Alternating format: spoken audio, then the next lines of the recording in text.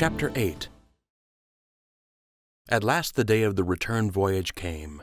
Fleck was up early, checking the mining inventory as it went aboard the 3 ships. Captain Grimble, a quiet, frosty rabbit, was overseeing the loading of Vanguard. He had been named its skipper. Captain Obbs, a happy, rotund rabbit of advancing age, did the same for Natalia. He had been given its command after serving as first lieutenant on the first journey.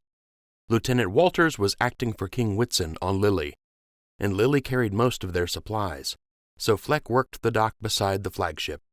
He tugged on a barrel and handed it up to Burnley. A small, thin docker spoke to him.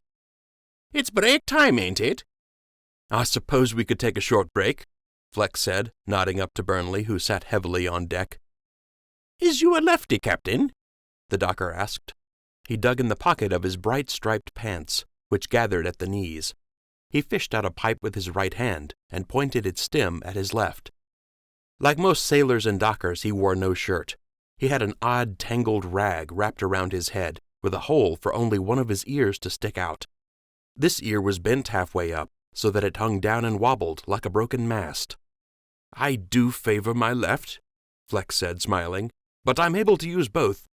"Folks say not to trust a lefty," the docker replied, plunging his pipe back into his pants. He cocked his head sideways and surveyed Fleck carefully. "But seeing as you use your right as well, I'll just business my own mind." He reached into his front pants pocket and once again fished out his pipe. "Did you know the king is left-handed?" Fleck noticed the docker had very few teeth, but he chomped his empty, unlit pipe with vigor, taking it out again to speak. "Well, of course, that's fine for royals, but you ain't a lord, is you?" "Not by a long stretch. I'm a coal miner, like my father and his father and so on back." "There ain't nothing minor about coal, son. We need it, and I'm glad your dad likes it, but don't it get dirty?" He replaced his pipe again, squinting one eye at Fleck and cocking his head even more sharply. His lone bent ear caught in a sudden gust, so that it stood straight up for a moment. "Yes," Fleck said, trying not to smile as the ear fell again like a luffing sail. "It's hard work, and the coal dust fairly hangs in your fur." "I dislike dust in the strongest terms," the docker said, waving his hand like a dust cloud had suddenly surrounded him. "Makes a feller sneeze, don't it?" "It does," Fleck said. "And since you brought up dust," the docker began, shaking his pipe at Fleck. He put it down and shook his head. "Never mind," he said, as if forgetting what he had been about to say. He stuffed the pipe back in his mouth and made to sit down on a barrel, but he hesitated and set about examining the barrel carefully, even laying his bent ear against it to listen for a moment. Then he sat. "What is it?" Fleck asked. "Only this," he said. "Did you ever hear a barrel whisper?" "No." "Me neither," he said, but he seemed uncertain. Fleck laughed. "Been at it all night?" "It weren't again the rules," he said. "I done it fair." "Of course, but that makes for a long night. Are you all right?" "Well, I use my left some," he said, lifting his pipe to his lips with his left hand, then quickly taking it out again with his right. "But I'm mostly right, but not in the head if my pap's to be believed." "Your pap?" "That's right. Lefty. My pap," he said, shaking his head as if Fleck were the confused one. "My pap said I had uncommon sense." He shoved the pipe back down into his pants pocket and crossed his left leg over his right. Then he switched and crossed his right over his left, fishing out his pipe again. "That sounds good, actually. Uncommon sense." "Well, it weren't meant that way, Your Honor," he said. Looking at his hand, he seemed to be surprised to find his pipe there, and he stuffed it back into his pocket with a frown. "He meant I didn't have none of what people calls common sense. Like lots of things, it sounds nicer than it means." "I see." "So do I," the docker said, fishing out his pipe again. He stuck it in his mouth, then swiftly yanked it out again, stuffing it into his pocket. "Me too, Lefty." "What's your name, sir?" "Now see here, I ain't a sir, and I've been left-handed all my life. Folk calls me Jimmy Docker," he said, spitting on his right hand and waving it to no one in particular. "Used to call me Jimmy Smith, but I burnt my old master's forge and was politely asked to find another profession. Then I was Jimmy Bricker, but my old master dismissed me from that as well." You've had a lot of jobs then? 20 or so. The bricker weren't fair with me. Wasn't him who I bricked into a room with no doors. 'Twas myself I did it to. Is that fair they'd let a feller go for that? It weren't bad brickin' neither. It took 'em 4 hours to break me out. And all I had to eat was one single half-apple, what I kept in my pipe pocket. You've had an interesting life, it seems. I've give it a whirl, Jimmy said with a kick of the barrel. He listened closely after the kick, like he expected the barrel might protest, then nodded and winked at Fleck. Massey appeared, saluted Fleck, then climbed aboard Lily. What are you? Jimmy asked, his face hinting at betrayal. I thought you wasn't a lord. How come Jack Quick there gave you the hand-head wavy? I'm captain of Black Star Company, Fleck said.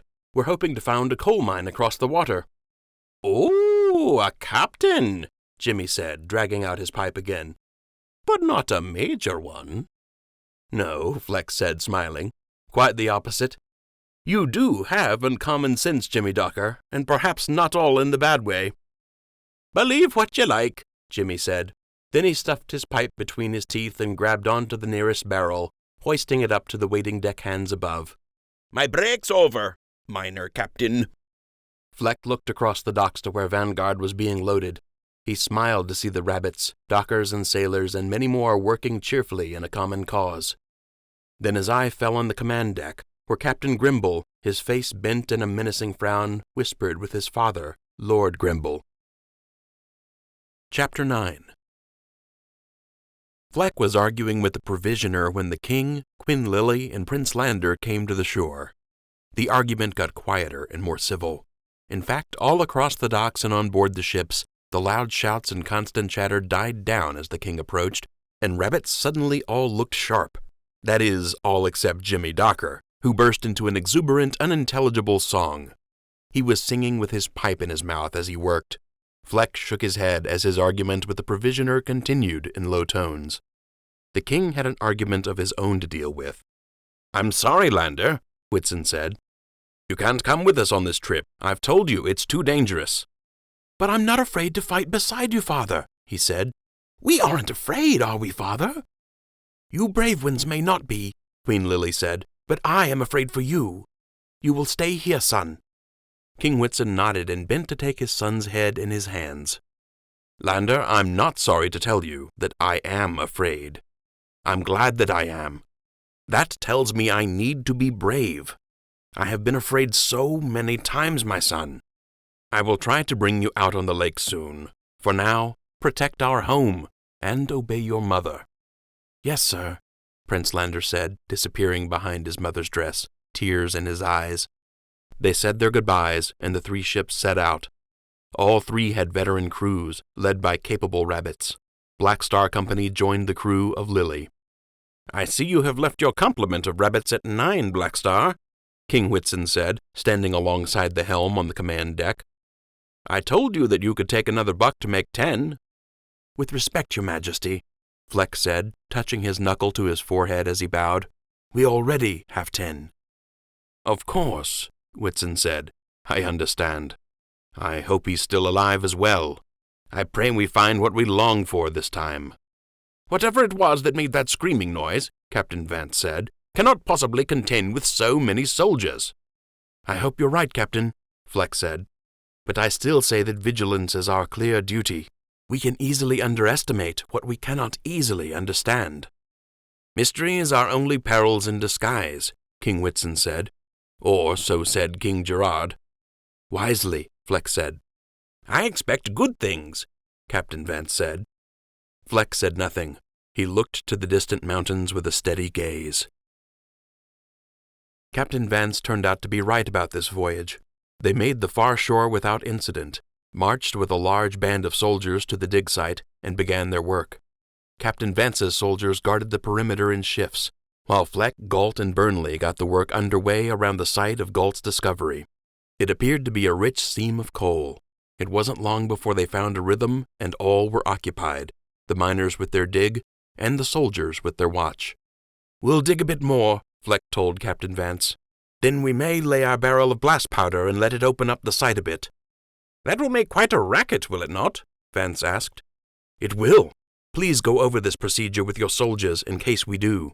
When the blast powder is laid ready, everyone is required to be at a safe distance, of course, but we still have protocols. When the fire is lit, the one who lights runs back shouting, "Burn out! Burn out!" If that shout is given, everyone must understand that it's time to flee and take cover. Understood, Captain Blackstar, Captain Vance said, and he walked off to relay this information to his lieutenants and soldiers. Fleck returned to the dig. After an hour, Fleck and Massey finished a shift and were relieved by Galt and Kajak. I'm going for him, Fleck said to Galt. I don't think that's a good idea, Fleck, Galt answered. I know you don't, Fleck said. Do what you do best and dig that coal while I go hunt for Gavin. How many soldiers are you taking? Just Massey, he said. And Massey came to his side, sword buckled on and bow slung over his back, along with a quiver full of arrows. Fleck, really? Galt began, but Fleck cut him off. I leave the dig in your capable hands, Lieutenant Galt, he said. Burnley will assist you, and Captain Vance is here as well. I'll return no later than an hour before sundown. If we aren't back by then, please follow the plan and return to the ship. Assume we are staying on this side for the night. Fleck, don't do this. Thank you, Lieutenant, Fleck said. He motioned to Massey, nodded to Captain Vance, and hurried into the woods. They passed the last sentinels in silence, Fleck cutting his way through tangled brush as Massey followed close behind. After an hour of walking, they reached a level wooded area, with thick moss and low limbs. Sunshine poured through the trees, illuminating a smooth dale beside a brook. Fleck halted and bent to refill his waterskin. Massey did the same thing. Did you hear anything? Fleck asked, getting to his feet again. Nothing, sir.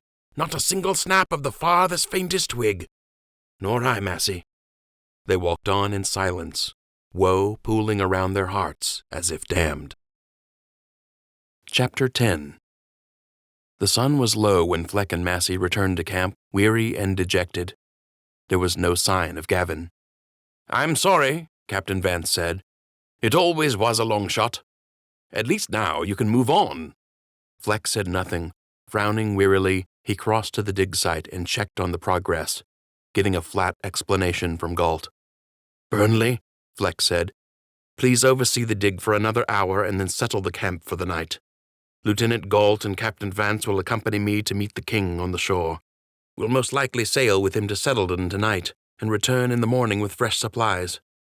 Remember your training, he said, looking over his company. He glanced out at the thick forest, and his face fell. He whispered, and take care of one another. Massey sat beneath a tree with his head down. No one bothered him. Captain Vance nodded to his own lieutenant, Joyner, to follow him, as another took charge of the soldiers left on site. 10 more soldiers followed the captains and their first lieutenants back toward the shore. Will the king come to the camp? Joyner asked. I hope not, Captain Vance said. He may well opt to resupply since we have an established site in the works. That's good we'll have coal, Galt said, looking at Fleck. Fleck nodded, his mouth a tight, thin slit. In a little while they made the shore and found soldiers guarding the beach. King Whitson received them on his flagship's command deck with a meal. They ate and drank together as Lily, with Natalia at her side, carried them home. I'm very sorry the search failed, King Whitson said, as Fleck picked at his food. But it's awfully good news that the mine appears to be operational. It will do so much for our comfort and safety, and it will help calm a few political squalls. Congratulations are in order. He raised his glass and saluted Fleck. Fleck nodded. He said, Thank you for believing in this mission, Your Majesty. But he sounded exhausted and deeply sad. Blackstar, King Whitson said, I know it's not easy to lose rabbits. I do. As you well know, we've lost many on this journey. I have felt every loss keenly, as though I lost a part of my own soul. It will never grow easy, but it's necessary to know when to move on. I understand, sir, Fleck said. I will attend to the mine. I am ever so sorry, Captain.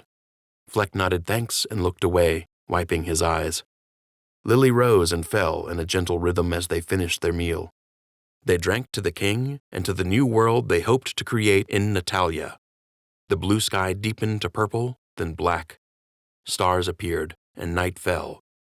After supper, Fleck wandered the ship, staring into the darkness, toward the high, bleak mountains of their fledgling mine. The ship's hands gave him a wide berth. He could see thin slivers of orange light through the woods in the foothills. Soon, he thought, those fires will spread to Settledon and fuel its boundless progress. It ought to have made him happy, but the echoing memory of those terrible screeches made him restless, and Gavin's loss filled his heart with woe. "Black Star?"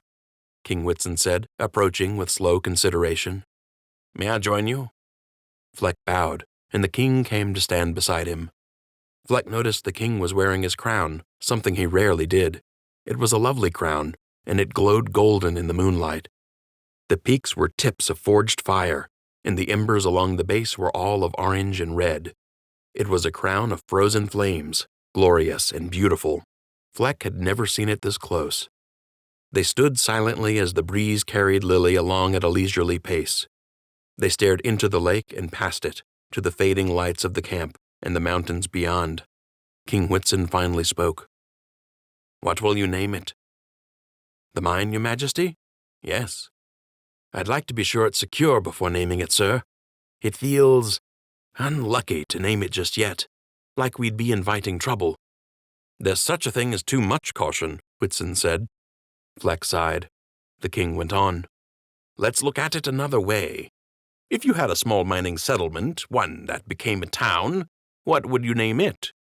"It's not for me to name, sir. I'd be happy to call it whatever you like," Fleck said. "I'd like it if you named it." "Perhaps after my father, then."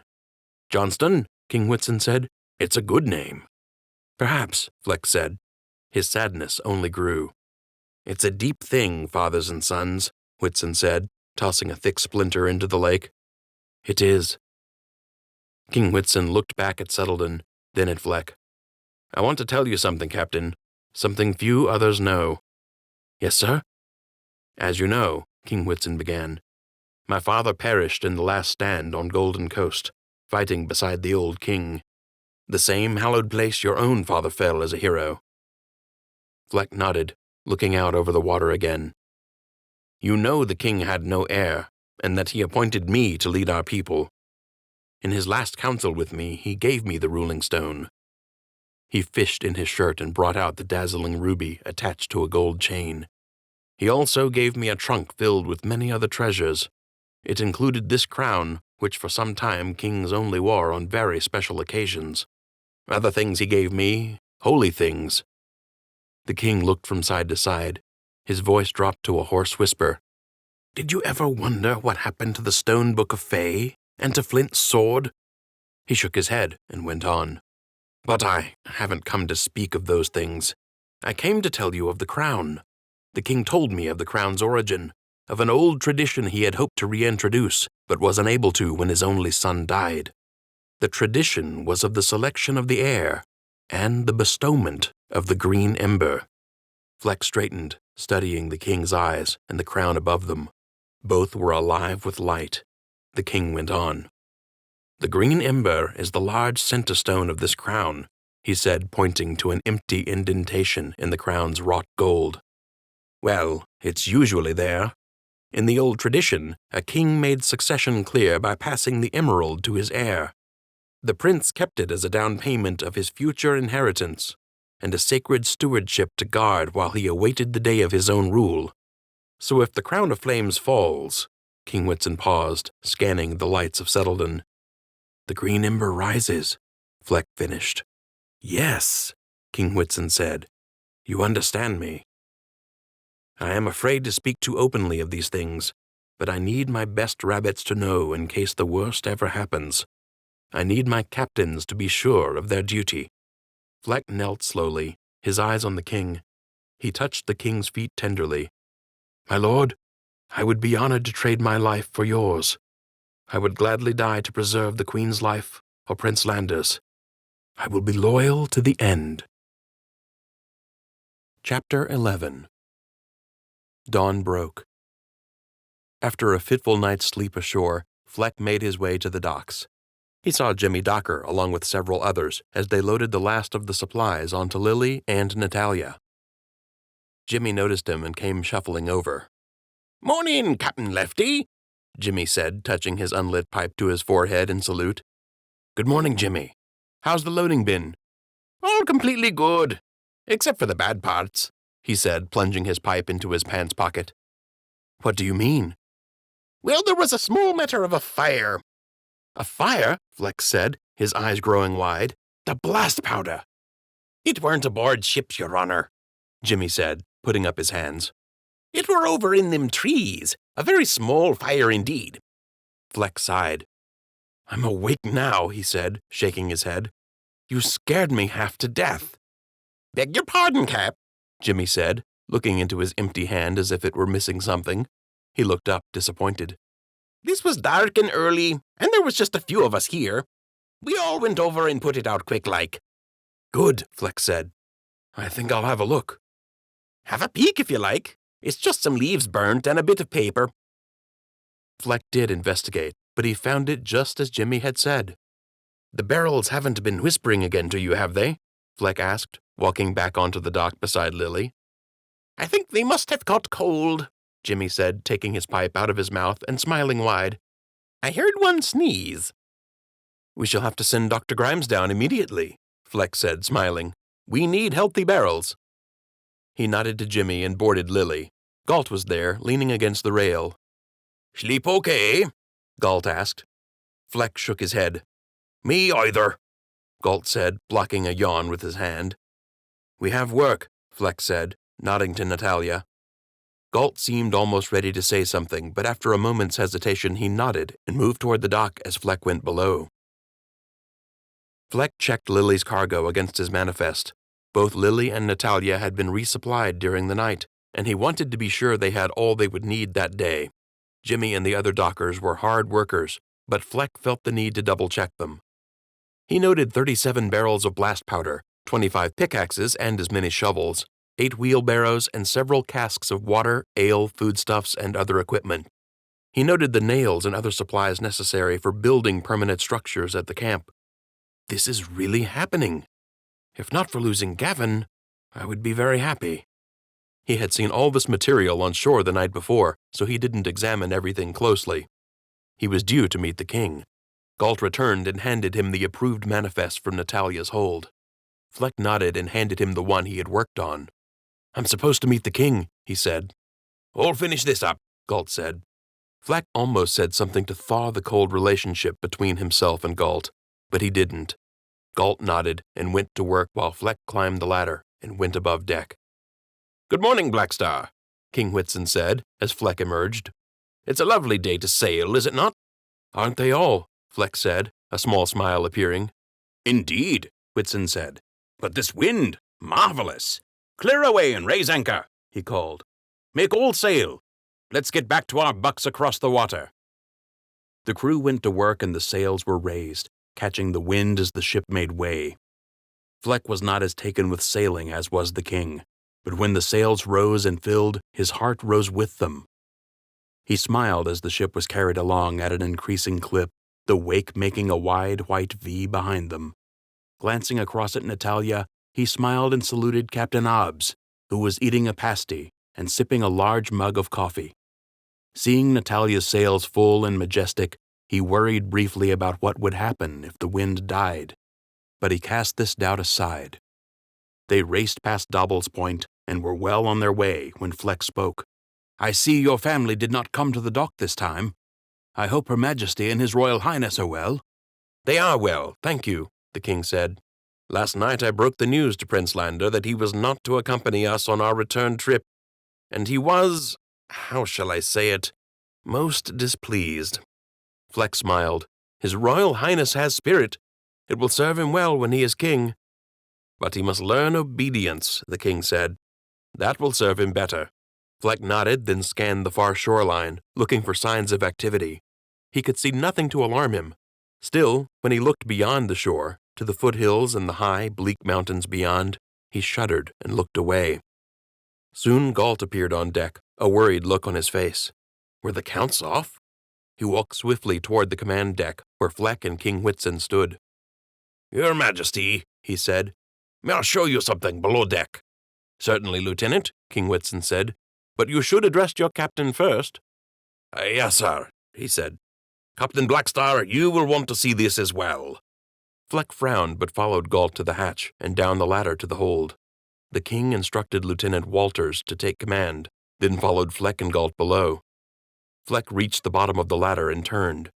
There, sitting on a crate, was Prince Lander. The prince wore a gray shirt and a worried expression. A gold chain dangled a bright emerald from his neck. "Lander," King Whitson said, "what have you done?" "I snuck out this morning and hid in a barrel," the young rabbit said. He sniffed and rubbed his nose. "I want to sail with you, father." "I want you to sail with me too, Lander," Whitson said, "but at the right time. This was not only disobedience to me, son, but you have also let our subjects down. You have caused them extra work and worry. It is selfish and unkind." Lander nodded, his head dropping low. "Being a ruler is, contrary to popular notions, a calling of self-sacrifice. That is, if one wants to be a good ruler." "My son, my dear young buck," Whitson continued, coming close and looking into Lander's eyes, "we are not of Gan and Shambler. We are heirs of Flint and Fay. That is your story, son." Fleck and Galt had retreated to the hatchway ladder and were trying to disappear quietly, but King Whitson motioned them forward. "Son, you owe these good rabbits an apology," King Whitson said. Prince Lander squirmed, looked around, and finally met his father's gaze. "Yes, father." He slid off the crate and walked slowly to Fleck, kneeling before him. Fleck looked at King Whitson, his eyes protesting the prince's actions. But the king shook his head. He would have to endure it. "I'm so sorry, Captain Blackstar," Prince Lander said. "And Lieutenant Galt. I beg you for your forgiveness. What I did was selfish, and I won't do it again. Not ever, never. I will do much better in the future, sirs." "Of course we forgive your Royal Highness," Fleck said, unable to keep from taking the prince's hand and helping him up. "We were young rabbits once as well, eager to be with our fathers and do the same work they did. We understand." King Whitson put his arm around Lander, moving his hand to tuck the dangling emerald beneath the prince's shirt. He thanked Fleck and Galt and dismissed them, then turned to speak further with his son. As Fleck ascended the ladder, he heard tender words from King Whitson. On deck again, Galt said quietly to Fleck, "I like that lad." "Me too," Fleck said. "He will be a fine king." "And we will be miners again," Galt said, reaching to shake hands with Fleck. Fleck smiled and shook Galt's hand. "My place beside you," he said. Then looking at the shore, "Let's build the best mine in all of Natalia."